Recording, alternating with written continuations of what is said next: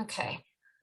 All right. Welcome, everyone. You are now in our third session of Soil School. So my name is Kristina Peterson. I am an education and outreach specialist for the Tualatin Soil and Water Conservation District. And I am also joined with Annie Branas, who is also an education and outreach specialist for our district. And she will be handling some of the back-end chat Q&A functions. So first, I'm going to share the mission for Tualatin SWCD. So our Tualatin Soil and Water Conservation District's mission is to create a county Oregon community. We serve residents of the county by providing educational opportunities, advice about natural resource conservation, and financial assistance for conservation projects. So we are also hosting this webinar in partnership with West Multnomah Soil and Water Conservation District. And I'm going to turn it over to Laura Taylor to introduce their district. All right, thanks, Kristina. So West Multnomah's mission is to provide resources, information, and expertise to inspire people to actively improve air and water quality, fish and wildlife habitat, and soil health. And we serve residents of Western Multnomah County, Sobeys Island, and a portion of the Boney Slope neighborhood with conservation planning, weed management, native plants, wildlife habitat restoration, and school and community gardens. So we're here today to talk about regenerating the world's soils. And as we discuss this important idea, it's important for our district to acknowledge the original stewards, the indigenous people of the land where we now provide conservation services, and their deep and extensive knowledge of this land. We honor all the tribes on the lands covered by the participants in this far-reaching workshop and beyond by committing to work with their descendants and learn from their traditional ecological knowledge and relational worldview of the land and all living things upon it. We further recognize that we're here because of the land displacement, attempts at cultural erasure, and the other sacrifices that were forced upon them. We also remind ourselves that we are guests of this land and must do our best to honor the original peoples through authentic cultural narratives and continued caring of and giving to the air, water, plants, animals, soils, and the ecosystems that make up this land community. Awesome. Thank you, Laura. So before we get started, I have a few housekeeping tips for everyone. So first, we are recording all of our sessions. We are currently recording right now. These Soil School sessions will be available on our Tualatin SWCD YouTube channel by the end of the month. And you can also find them on the registration page on our website. And so our survey that will be put in the chat for the link for that. We would love if you would complete the survey for this session. Let us know what you think, provide any feedback. That's super helpful for us when we plan future soil schools. And now lastly, our Q&A. So thank you everyone who submitted questions for our Q&A session tonight. We have a lot of great questions that we are going to run through. We have consolidated some of these questions because there were some repetitive topics being asked. And so we have a nice big list. If you don't see a question that's in there that you'd like to ask, please put it in the Q&A box. And then Annie is going to go through those and send them my way. So now I'm really excited that we are opening up tonight's session with Don Smith from Kiss the Ground. Don is the Stewardship Program Advisor and a teacher at Kiss the Ground. He is a speaker, teacher, and student of regenerative agriculture and regenerative lifestyles. Welcome, Don. I'm going to leave it to you to introduce yourself. All right. Well, you just did. Oh, but anything else? Yeah, thank you very much. Well, I just want to say I appreciate the opportunity. I'm really excited to see that there's a water district that is so hip. They have a soil school. I mean, most water districts don't pay much attention to how soil relates to water, at least in my experience. It's like water is separate, and you guys are providing an awesome service to your community.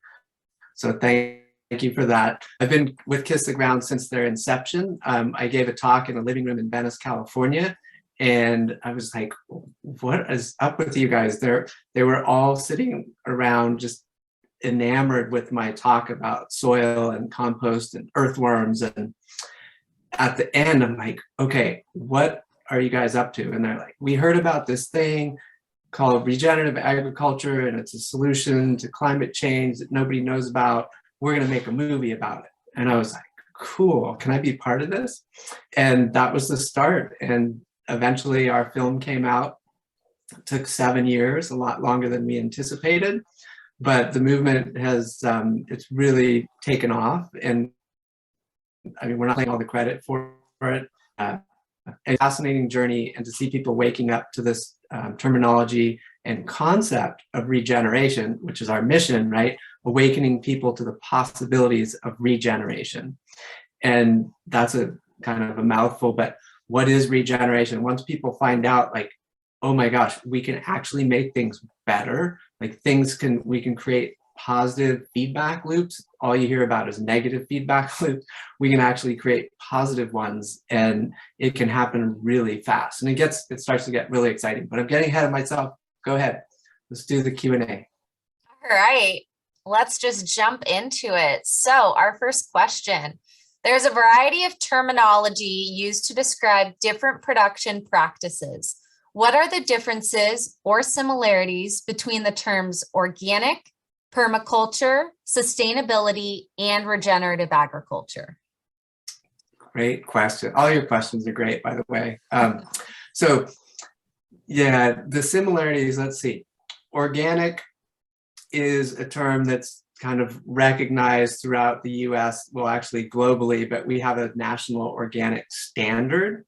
And, you know, people are going to argue it's been watered down, et cetera. But in general, it's a decent standard, but it's, instead of really focusing on soil health as much as it used to, it's kind of gotten away where you can have blueberries that are certified organic, but they're not grown in the soil. So there's a lot of different things you have to be aware of with any term. But organic is kind of the known standard, that it doesn't use a bunch of toxins, et cetera. There's certain things that aren't permitted. Permaculture is a fancy term that I think we kind of, well, the people that created it studied a bunch of indigenous people around the world and looked at how did they successfully live in their bioregions. And then they said, hey, let's come up with the term permanent agriculture, permaculture. Yes. It's a great concept based on indigenous knowledge. By its very nature, it would be organic. So if you're practicing permaculture, or another name that's out there is biodynamic, that would also be considered both regenerative and organic by their definitions of how they work. So permaculture, biodynamic would be considered organic. Now, sustainable, that's a word that, like, we make a really big distinction. It sounds good, right? Let's make things so that they can last indefinitely, right? Sustainable. We're not going to run out of something if it's sustainable. But if you look at where our ecosystems are currently, they used to be highly functional, and then we've degenerated them dramatically from how they used to be. We've cut down forests, we've eradicated species, we've made landscapes much simpler. They're desertifying, maybe not where you are because you get 42 inches of rain a year, but in most parts of the world, desertification is a very real thing, and you're hearing about record droughts and weird storm patterns and all sorts of crazy stuff. So sustainability, if you have a degraded system, sustaining that doesn't make a whole lot of sense. So I like to say we've put sustainability ahead of its time, or the bar is too low when we talk about sustainability. We really need to be regenerative and get back up to a highly functioning ecosystem. And then let's talk about sustainability. So regenerative agriculture is a fancy term that doesn't have a definition yet. And that's going to be its Achilles heel, because it doesn't have a set definition. If you want to think of it as you're improving whatever you have, it's getting better. What does better mean? Does it mean more soil organic matter? Does it mean greater biodiversity in the landscape, both above and below the ground? Yes. Does it mean better nutrient cycling? Yes. Does it mean a whole host of things, healthier plants, more biodiversity, greater bird species, insect species, all that stuff. It should be, if it's truly regenerative, that's what you should see. You should be increasing, the term people use is carrying capacity, like how many beings of all sorts can you support in a given amount of land? That's kind of its carrying capacity. And if your carrying capacity goes up over time, that would be considered regenerative. You want your land to be so fertile and thriving like it once was. That's what we're trying to get to. So that's my breakdown of those. So sustainable is not bad. It's just not as good as regenerative. Awesome. And regenerative doesn't have to be organic. Just so I'm clear. Sorry, I almost ended the question. Oh no, you're fine. There's some organic is not regenerative. It's actually could be considered degenerative organic. Even though they're following organic practices, they're doing it in such a way that it's still making the soil less functional over time. And so that's a bummer. But you can also be regenerative organic. There's even a new certification out there that you can get regenerative organic certification. You're going to see lots and lots of different certifications popping up. And that's going to just add to confusion. Oh my God, I don't know what to buy. So you really have to get to know your farmer and understand, how they're treating their soil and their animals and the humans that work on that land. Those are all parts of the puzzle, right? How's your community? Is your community thriving, right? All right. End rant. No problem. Okay, next question.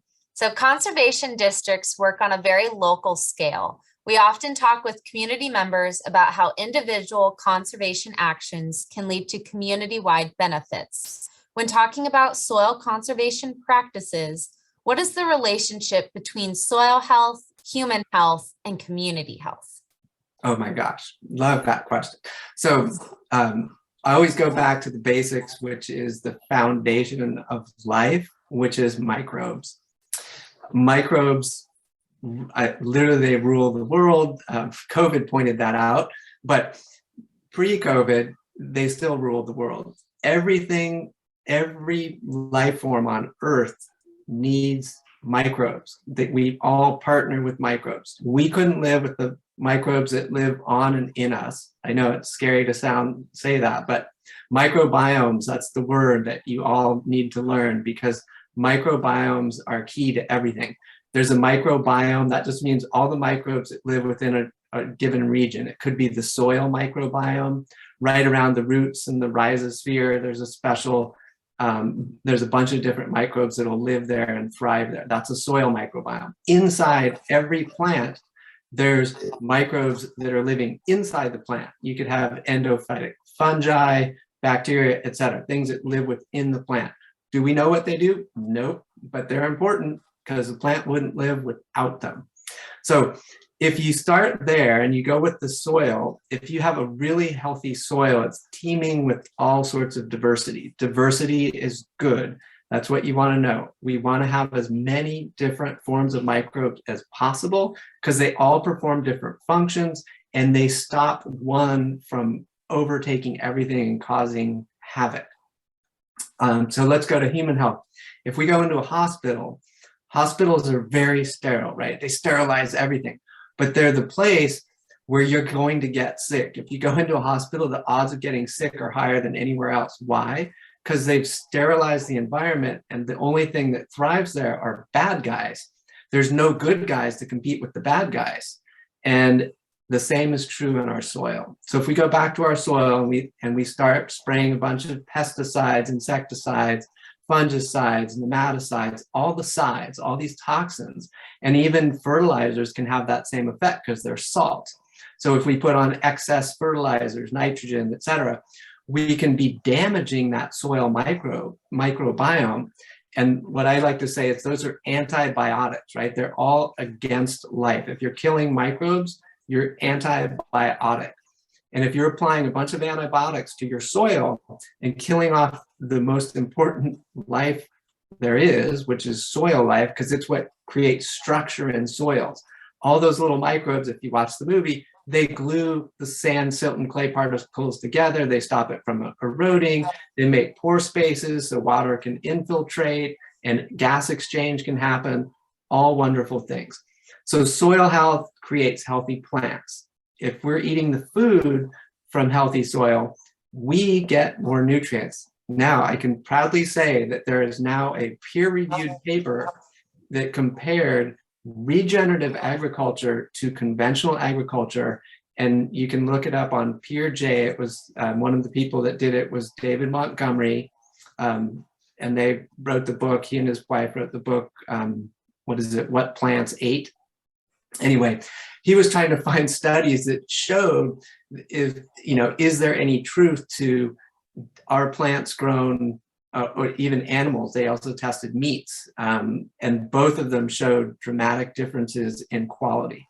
So really exciting stuff because there's finally research out there. So that's connecting the health of the soil to actual nutritional content in plants, which if we're eating healthier, more nutrient-dense foods, we're going to be healthier.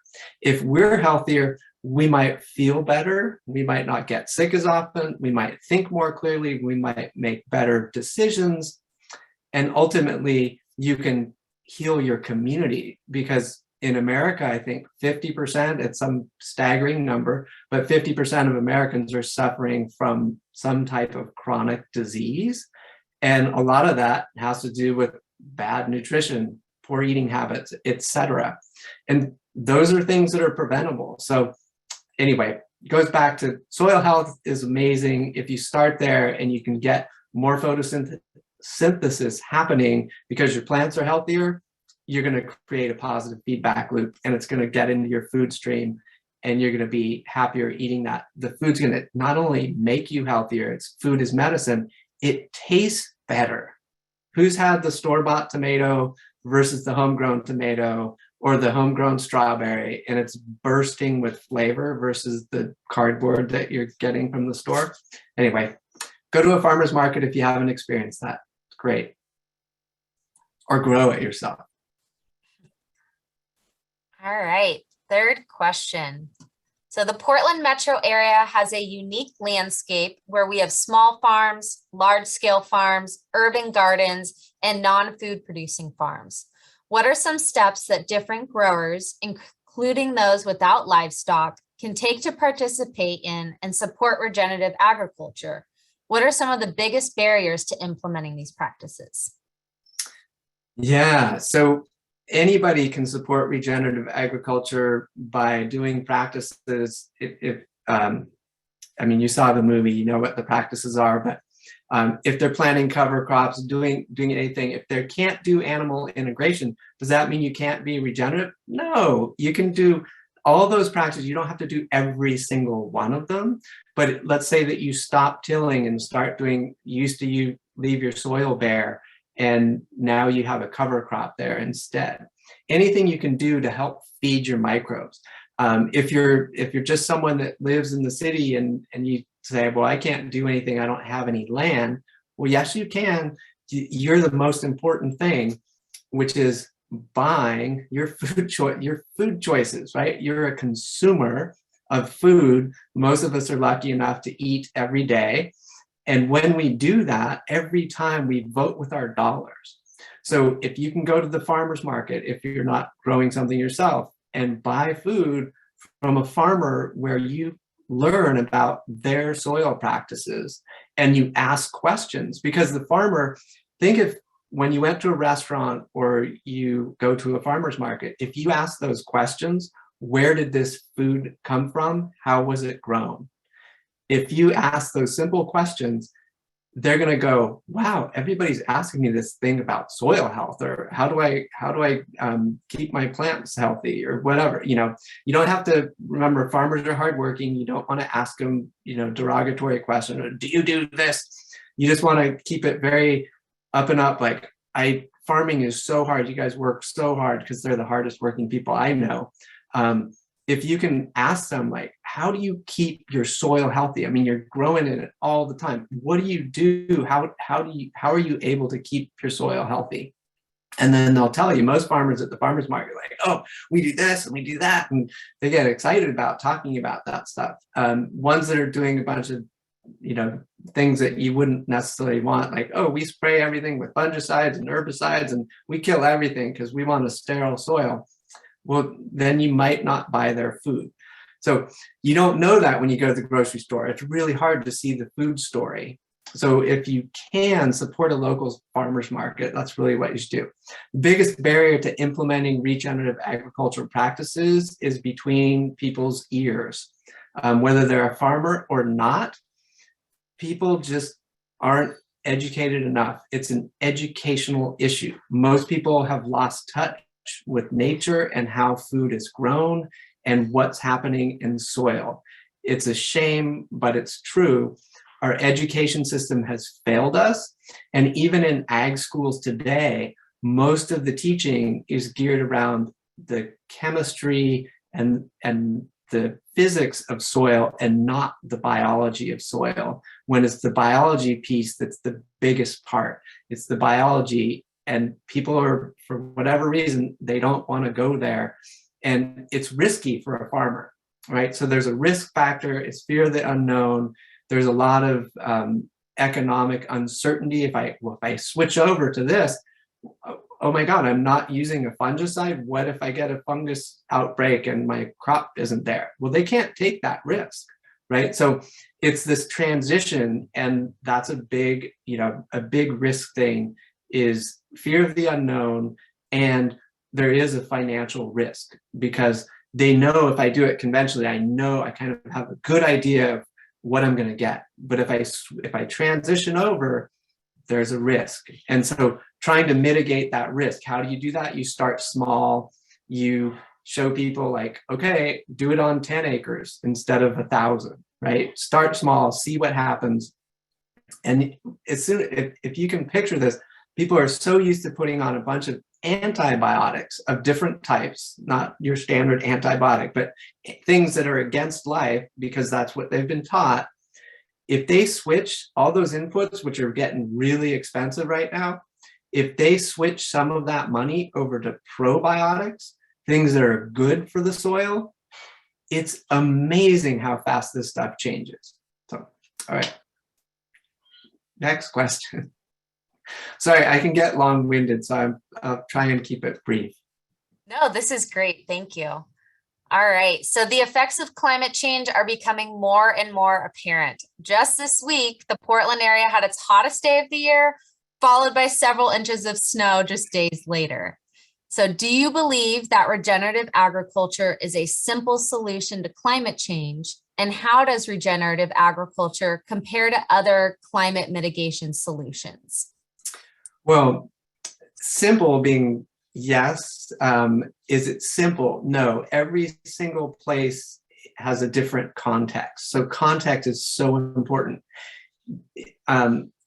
But is it complex? No, it's really simple. You can use these principles anywhere and see positive benefits. So if you can make your rainfall more effective and stop soil erosion and improve nutrient cycling in your soil and start growing healthier food, that's pretty awesome. But think about that. As you're doing that, you're pulling carbon that we have too much of in the atmosphere, mostly in the form of CO2, but it's also in methane, et cetera. If you're pulling excess carbon out of the atmosphere and storing it in your soil, that's so awesome. It can't go into the oceans because they're already getting too acidic from carbonic acid, which is from excess CO2 in the atmosphere. They're getting more acidic. That's a bad thing. We don't want to change the pH of our oceans. They've been the same pH for a really long time, and we're changing it. That's how profound climate change really is. So the only safe spot to put all this excess carbon is back in the soil, where it does a ton of good. There's nothing wrong with putting more carbon in the soil. And how does that happen? Plants, photosynthesis. It's so simple. So yes, it's a simple solution.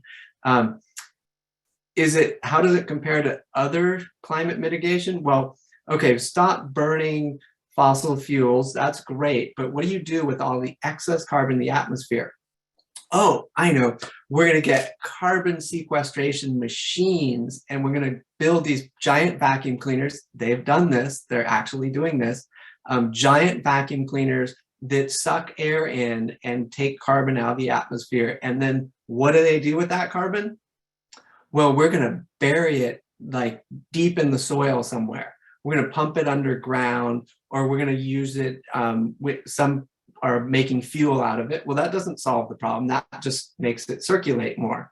So that's not really a good way. Another great one they're going to do is shade the sun, right? Let's put up some big umbrellas and shade the sun. So we get less sunlight. That's not very intelligent. What are the ramifications? We don't know, but that's being proposed. Others are iron filings in the ocean. There's a bunch of crazy ideas, none of which make soil healthier. So it's not only is it a simple solution, it's the most cost-effective solution there is. But we know how governments and big industry is, they don't like simple solutions like nature. It's got to be some engineering feat that we have to do. But we're going to come up with concrete or cement that actually sucks in carbon. Well, that's good. That's a positive if we're going to be doing that. But it's really like the scale we can do agriculture, which we're already on a huge amount of land, especially rangeland. So if you think about rangeland, massive opportunity to graze it effectively where you actually make it more fertile over time. So huge, huge, huge opportunities all over the world for rangeland, which is like 80%, 78% of ag land is actually rangeland. So huge opportunities in that sense. Okay. So there were several questions about feasible timelines for implementing regenerative agriculture systems in the context of immediate needs. For example, food/humanitarian crises and rapidly changing climate. What is a reasonable timeline for implementing regenerative agriculture practices? Today, seriously, like the sooner that we can jumpstart this, the better. And it is, I mean, our climate is getting weirder. I don't know how like the hottest day of the year and snow the next day is, or 2 days later, whatever, is going to impact, say, your cherry crops or something like that. But can you imagine? I mean, farmers are getting these weirder and weirder weather patterns. It's going to start impacting us at scale, and that's kind of scary. So the sooner we can start on this, the faster the impact. And it literally does start the very first year you stop using as many antibiotics and you start using more probiotics, people see immediate improvements. I mean, literally, I mean, not like the same day, but in the first growing season, their soil changes. And farmers notice it. I mean, they actually report this like, yeah, it was amazing.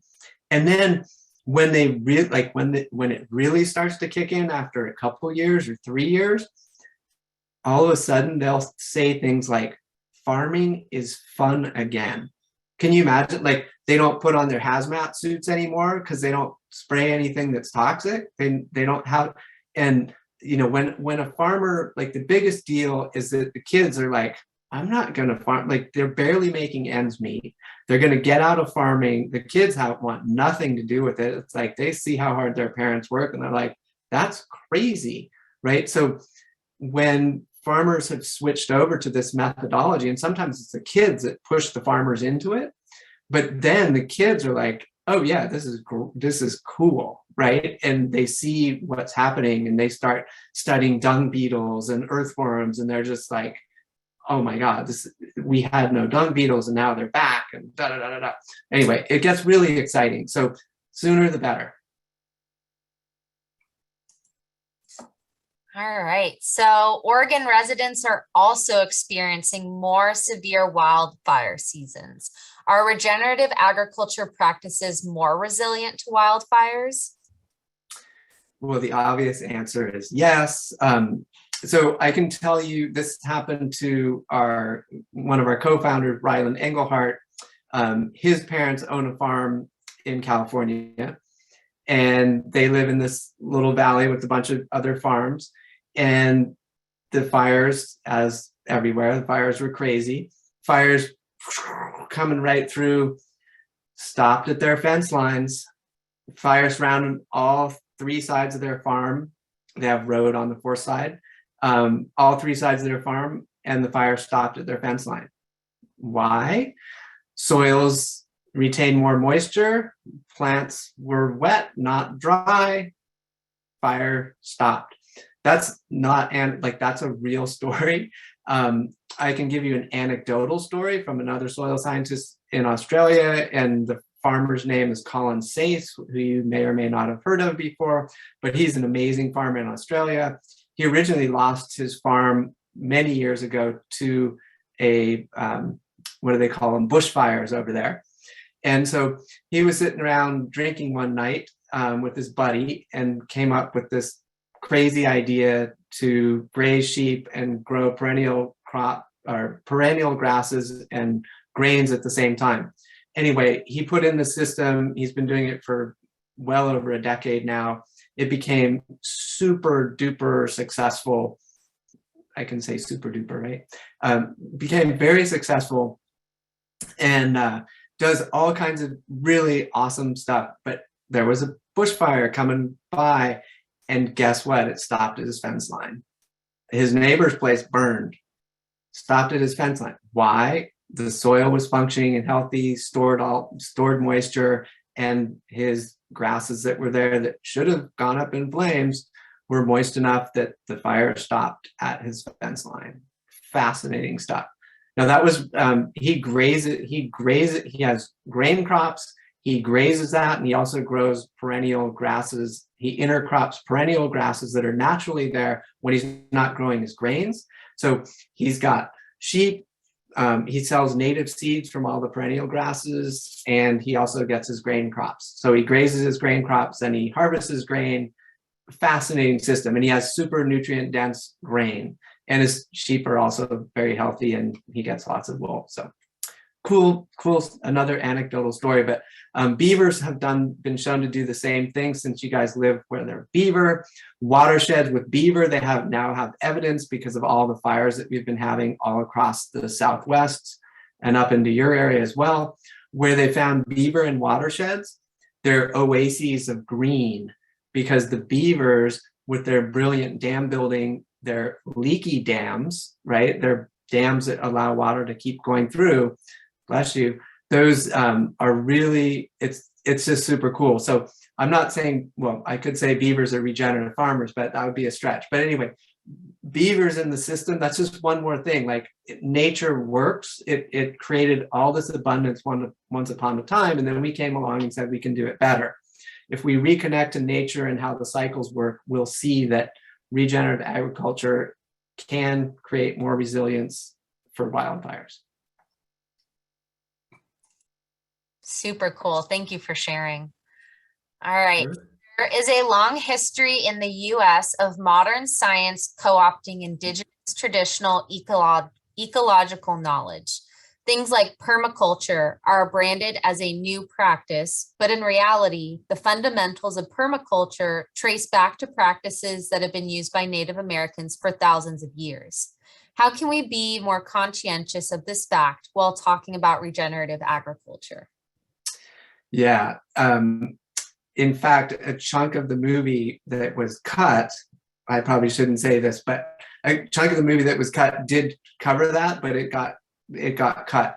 But anyway, we're very aware of that. And if you go to our website, you will see that we talk about taking indigenous knowledge along with modern cutting edge knowledge and combining that in the best of both worlds.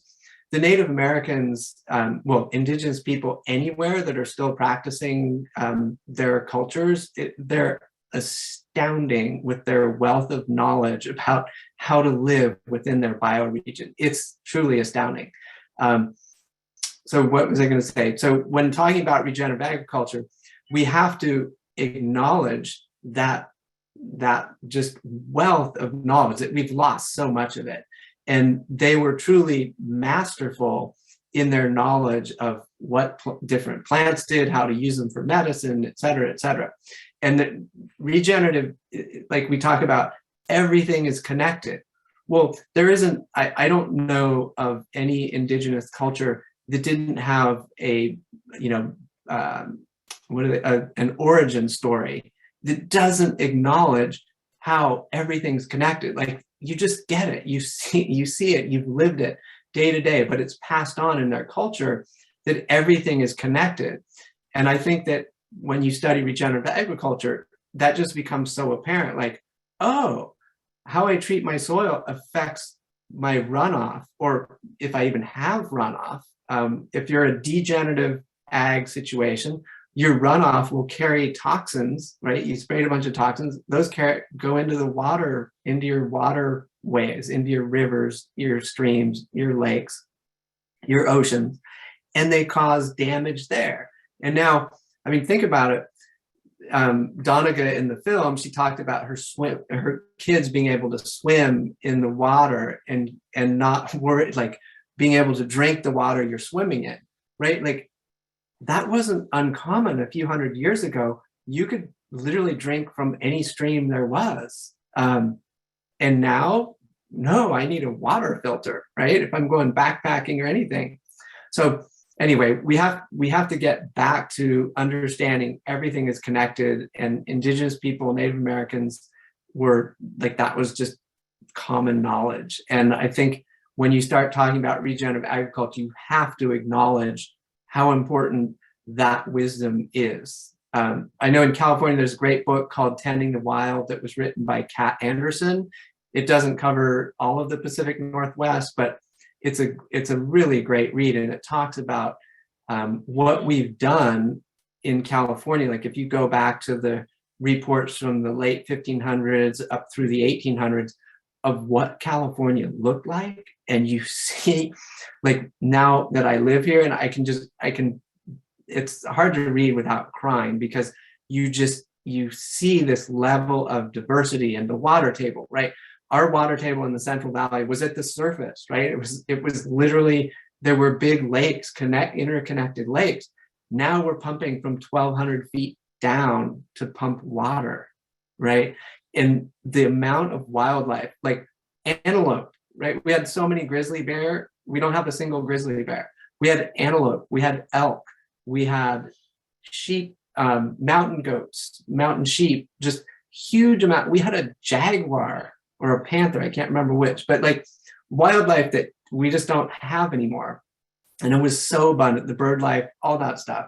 So it's all connected. What we do on our landscapes through agriculture has a huge impact, and indigenous people knew that, and we lost sight of it, and we've got to get back to that. Okay, next question.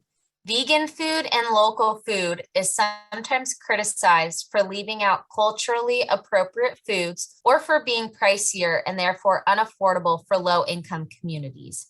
How can we make the regenerative diet more inclusive? Ooh, boy. Yeah, well, you don't have to be vegan, but I get where your question is coming from. If it tends to be more expensive, but we have to look at it in the whole context when you say expensive, right? Our food costs in America are radically lower than most of the world. And we'll tend to not think about things that we spend money on and just go, oh, well, that's normal. That's my cell phone bill. That's my cable bill. That's my this bill. And when it comes to food, the thing that should be our medicine, instead, we'll have a prescription for some ailment that we have because we're eating this other food that we don't see the cost, but it tastes good and it's packaged and manufactured and created with all kinds of interesting chemicals, et cetera. And you're probably buying that package saying it's going to a corporation that has no tie to your local community. And you might be even going to a grocery store chain where none of that money, except maybe the employees that work there, stays in the community, but the profits all get sucked out of your local community. So over time, that's bad for your local community. And it might cost a little bit more, but if you're conscientious, and I think Alice Waters has some really good recipes. She's a famous cook in California and did the edible schoolyard. She was always teaching people how to make food. Like, everyone needs to know how to cook. And we have such great access to incredible spices that if your food doesn't taste good, that's because you don't know how to cook. But really, if you're buying really good food, it tastes better all by itself. You don't need to have a lot. But if you're trying to buy, like, instead of protein, like expensive, if you say, well, this regenerative beef, I can't afford an $8 a pound ground beef. Well, you don't eat as much of it. And if you are looking for a protein substitute, the standard rice and beans, complete protein, right? So there's different food combinations where you can still get the protein and the nutrients that you need and buy local food. So you can support local food and know that you're helping your community, which it's all about helping your community. You're going to be healthier for it. And I think that's really, it's just this training thing. Like, everybody says organic's too expensive, right? And it's like, okay, and how's your health insurance cost, right? Our health insurance costs are sky high. Why? We lead the world, I think, in how much we spend on health care. It's really sickness care. So we're spending a ton of money managing our sicknesses, and a lot of that could be changed if we actually paid attention to what we eat. But that's a really controversial topic, but it's true. Painful, but true. Okay. I don't know if I answered your question, but I tried. I think that was good. And if not, I encourage you to go online and research this on your own. All right. So since being released in 2020, Kiss the Ground has shot to fame, winning 42 awards and counting. What successes and challenges have happened in the year and a half since the film was launched? Let's see. We got bombarded with questions. So that was good. The biggest successes are, Gabe Brown's business, Understanding Ag, with Ray Archuleta. Like, he quit his ranching job and is full-time consulting with Understanding Ag. They've got millions of acres now under regenerative agricultural practices. I mean, they've been able to talk to the highest levels of government. Like, Ray Archuleta got to talk to the head of the U.S. ag person. And that's huge. Like, he would have never, when he worked for the NRCS, that wasn't going to be an opportunity that he'd ever have, right? He wouldn't actually get there. But because of that film, Gabe Brown talked on Capitol Hill. So some really big things have happened. And regenerative is now, a lot of corporations are like, oh, we got to get on board this. The story is great, right? It's a great greenwashing tool, but they're really looking at getting their supply chain lined up. Like, wow, we like this story. It's important. We believe that climate change is real, and we see the power of this, and we want our suppliers to start following this. Like, we want to support this. How can we support this? And that's really exciting, is that there's a lot of large corporations that are they're not doing it in greenwashing, they're actually doing it. I mean, funny enough, Walmart had an ad about being regenerative. Like, when I saw that, I was just like, what? It was great. So the term is getting out there, and really, once people, if we're truly being regenerative, it's going to have an impact. And that's what we really want people to do, is find out what regenerative's all about and then really support it. And the best way you can do it is with your food choices. It really is. I mean, doing a lot of things at home and composting, and there's lots of things you can do, but the most important one you can do is, as a consumer, is the food that you buy. And try and try and, if you can, if the opportunity presents itself, get yourself to a farmer's market. It might be a journey, but once you do it, I'm telling you, you probably will stick with it, because it's just, all of a sudden you meet the person that's growing your food, and it's cool. It tastes good, you feel better about it, and you're supporting someone that's caring for the earth. So very cool. Let's see what successes and challenges. Anyway, yeah, there were some challenges, but it's the successes way outweighed the challenges. So they've all been good challenges. That's what we like to hear. All right. The film focuses a lot on what farmers can do in order to heal the soil and heal the planet.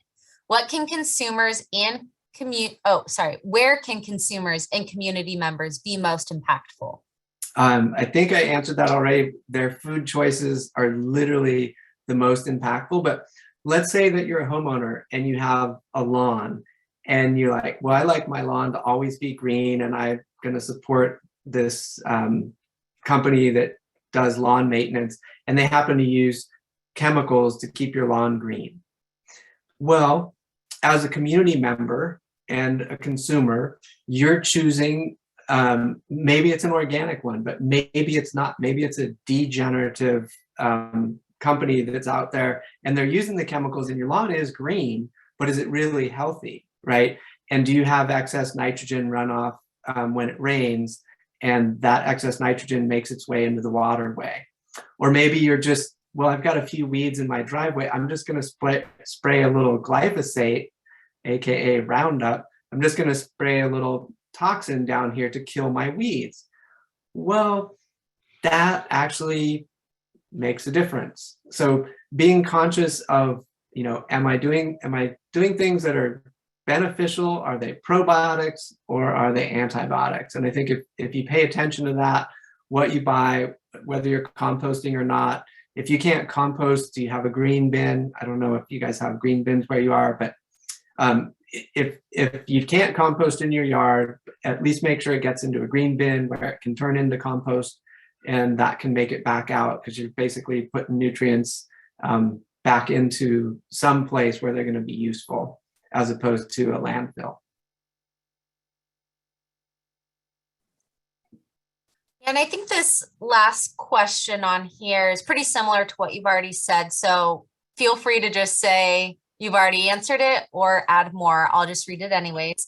So it's important to acknowledge that addressing climate change requires multi-pronged solutions. What other conservation practices or strategies can be adopted in tandem with regenerative agriculture to amplify or accelerate the benefits? Well, okay, so this one I'm going to go outside of soil completely and just talk about all our homes that we live in, right? Every building, every structure that we have uses energy. Very few homes are that, they talk about being energy efficient, but how many are either net zero or negative, right? That's a really small number. But today, it's possible to build net zero homes or net negative homes. They generate more power than they use.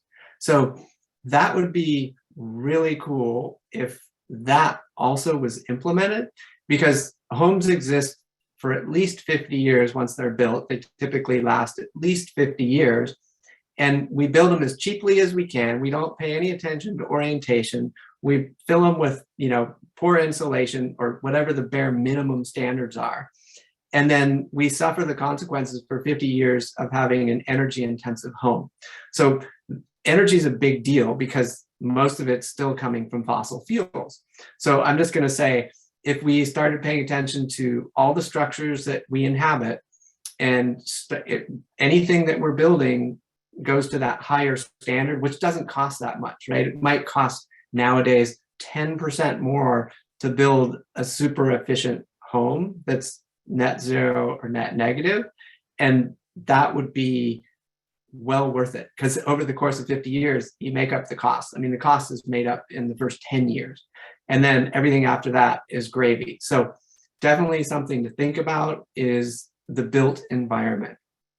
Obviously, that doesn't tie to regenerative agriculture, but if you really think about your home and the property it's on, or your building, the property it's on, how do you make that whole unit as energy efficient as possible? Take advantage of, solar for both heating your hot water and for power. And then, of course, photosynthesis, which drives everything on the planet. That's the foundation of life, is photosynthesis. So, of course, surround your building with as much diverse foliage as possible and try and make it edible, right? Why aren't all our yards edible? Everything you plant could be an edible of some type. And don't just think apples and oranges, right? Get diverse. There's so many plants out there that are edible and have all kinds of great medicinal values. You could grow your tea, you could grow herbs, you can grow all kinds of things. So just throw that out there too. Great. Okay. I have one last question that was submitted through our Q&A. So what or who are the biggest critics of these practices, and what are their arguments against agriculture? Yeah. Well, I haven't, it's really tough for people to criticize it, but I'll guarantee you that large chemical companies are a little bit concerned. They aren't as concerned as they should be, but they're watching.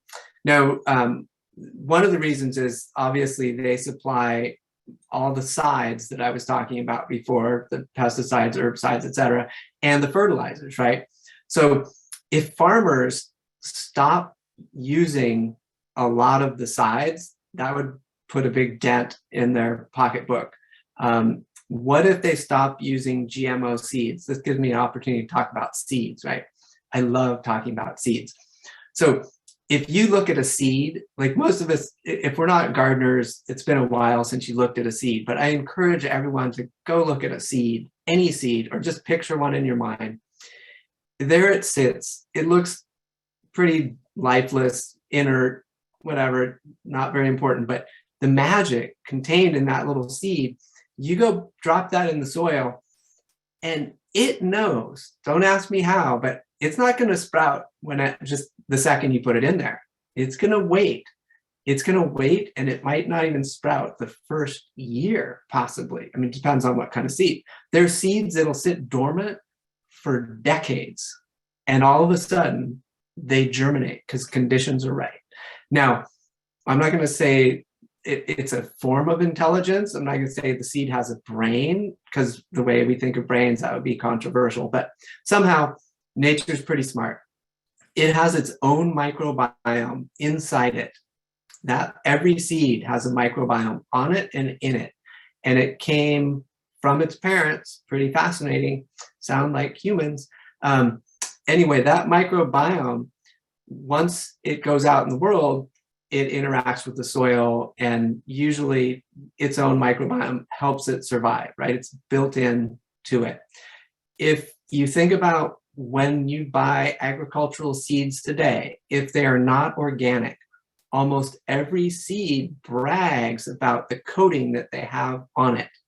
And it's usually some type of side, fungicide, etc., designed to keep it healthy, right? It's a healthy seed coating, except it's an antibiotic. So we're literally sterilizing, as soon as that seed sprouts, its microbiome, if it had some healthy fungi on it, they're gone, they're dead. So seeds are a great example of, okay, how can we not buy those types of seeds? Those are usually GMO seeds, and they're coated with stuff. If we stop buying GMO seeds and farmers go back to seeds that, I mean, think about this, for eons, every farmer used to get their seeds from the crop they grew the year before, or somebody that did that. Nowadays, they have to buy new seeds every year. They can't grow their own seeds if they go down that GMO route. So that's a scary thing, because regenerative is, by definition, typically not supporting GMO seeds. So that would be another chemical company issue, because they own almost all the seed companies now.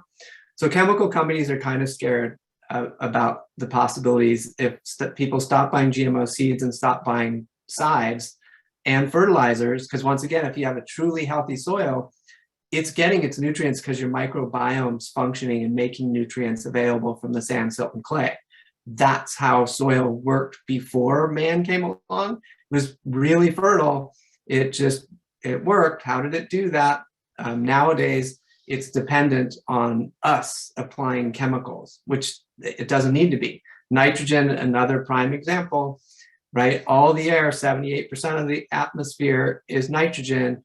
All the nitrogen ever required for plants to grow is in the air, and microbes convert it from gaseous nitrogen into plant available forms of nitrogen. So very cool. It could be amino acids, it could be nitrates, nitrites, ammonium, all that fun stuff. Microbes do that. They do all that work, and it's a big deal. So I think the chemical companies are going to be the most pushed back. Everybody else, it's a great story. I mean, when people hear about how awesome regenerative is and the positive feedback loop, like everyone's like, whoa, really? I mean, this movie, if you watch Kiss the Ground, it's like you leave that and you have this sort of hope again, right? Like we're so unhopeful. It's just like, oh yeah, climate change, we're dead. But I mean, there's literally a viable, cost-effective solution. It's possible. And together, as we always say, together we can do this. But it is going to take this massive re-education, which you all are helping support. So thank you all. Thank you. So that actually leads us to the end here. So before we wrap up, I want to remind everyone that as soil and water conservation districts, we are all here to help you. So we can help you implement these regenerative agriculture practices. We have conservation specialists that are here to help. And so if you're interested in getting help or have any questions, feel free to reach out to us and we can point you in the right direction. And we also at Tualatinswed, we have a tool rental program, which includes a seed drill. So that can also be helpful to you if you live in Washington County. That is so cool. That is like the coolest thing I've ever heard. Yeah, we're really excited about it. So look up your local soil and water conservation district, see what they have to offer. I guarantee you will at least get some free technical assistance. All right, so we hope that you all enjoyed our discussion tonight, and our next session is on Thursday, where we'll be talking about the soil food web, which is our keynote speaker. So please remember to complete our brief feedback survey. It is in the chat. And we really hope that you'll leave us some great feedback so that we can continue to make awesome soil schools in the future. Thank you again, Dawn, for joining us. This has been an awesome hour. I've learned so much. I hope everyone else has too. Start thinking about more questions. And if you haven't watched the film, go out and watch it. Highly recommend. So thank you again for joining us. We really appreciate it. Oh, thank you for having me. You guys are doing amazing work. I wish there were more people out there doing it. So you're doing great work. Thank you so much. All right. Thank you. Have a good night, everyone. Bye.